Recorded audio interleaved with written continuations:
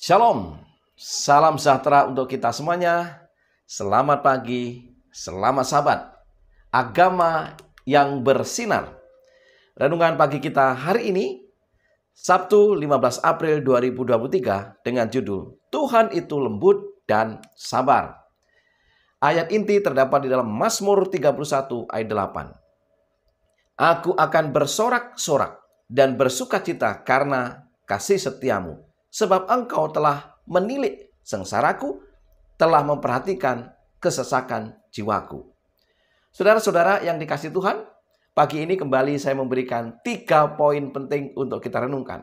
Poin yang pertama, Tuhan lemah lembut bagi yang bersalah, sabar dan penuh kasih bagi yang dalam kesukaran.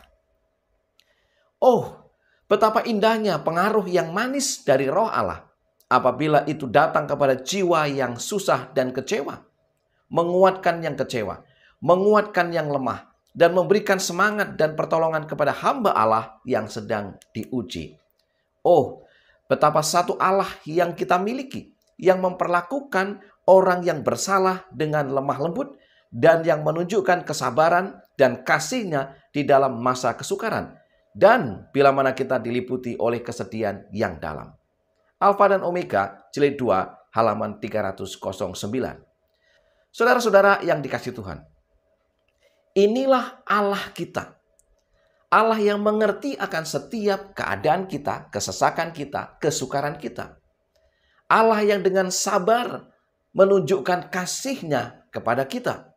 Saudara, Allah yang dekat kepada seorang wanita yang tertangkap berbuat zina. Allah yang dekat dan mengerti kepada seorang pemungut cukai yang telah dianggap oleh masyarakat sebagai musuh bangsa, yang telah dianggap sebagai orang yang berdosa. Allah yang dekat kepada orang-orang yang mengalami kesusahan-kesusahan. Allah yang dengan kesabarannya, dengan kasih-Nya, dengan kelembutannya menerima semua orang. Hari ini kita mendapatkan kabar sukacita. Karena Allah kita itu, pencipta kita itu, Allah yang begitu sabar dan mengerti akan setiap keadaan kita. Kalau demikian, jangan ragu untuk tetap datang kepadanya, dekat kepadanya, agar kita mendapatkan sukacita, kegirangan, kelepasan dari setiap problema kehidupan kita. Poin yang kedua, pencobaan adalah sarana Tuhan untuk membersihkan sifat keduniawian, mementingkan diri, tabiat yang kasar yang tidak menyerupai Kristus. Tuhan mengizinkan pencobaan agar kita dapat dibersihkan dari keduniawian, dari sifat mementingkan diri, dari tabiat yang kasar dan yang tidak menyerupai Kristus. Ia menderita banjir kemalangan yang dalam yang melanda jiwa-jiwa kita, agar kita dapat mengenal Dia dan Yesus. Saudara-saudara yang dikasihi Tuhan, sering kita menghadapi situasi-situasi yang tidak mengenakan. Anggap saja itu adalah pencobaan. Tetapi Tuhan izinkan pencobaan itu terjadi agar kita ini dibentuk semakin hari semakin halus, semakin menyerupai Kristus. Ingat, sifat alamiah kita adalah sifat-sifat yang mementingkan diri, sifat-sifat yang dipenuhi dengan roh keduniawian. Apa saja roh keduniawian?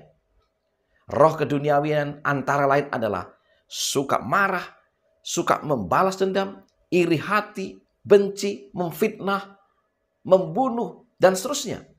Coba, jika kita mengalami satu masalah, mungkin dengan orang lain, entah apapun masalahnya, lalu kita merasa dikecewakan, apa yang akan kita lakukan? Kita cenderung untuk membalas agar mereka juga kecewa. Kita cenderung akan membalas agar mereka tersakiti, mereka mendapatkan kemalangan, dan seterusnya. Itulah roh keduniawian.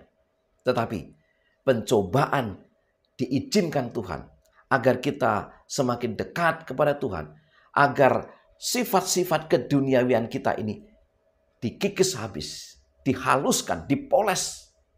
Yang tadinya kasar menjadi lembut, sebagaimana Kristus, seorang yang murah hati, seorang yang sabar, seorang yang lembut.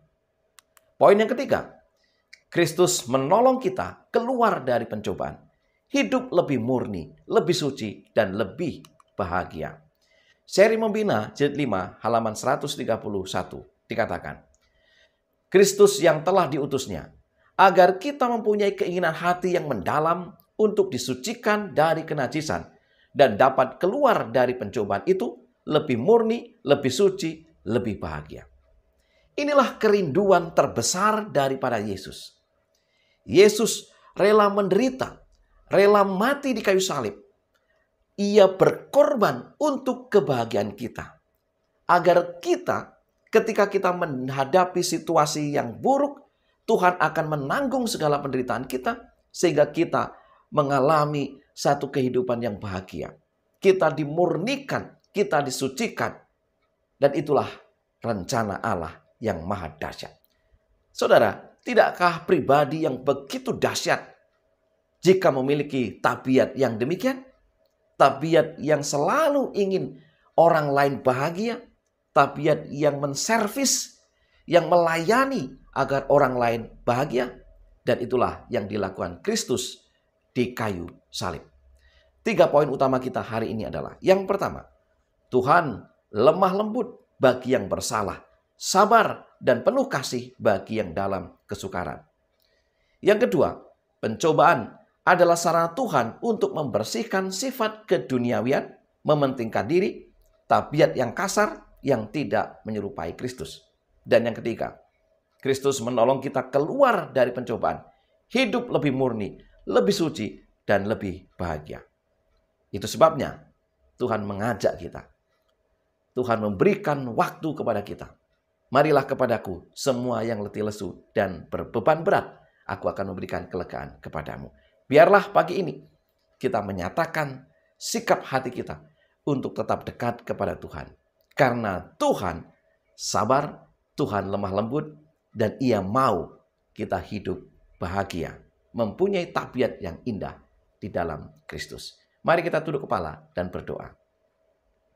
Bapa di surga, Allah yang berkemurahan, terima kasih untuk firman yang begitu baik.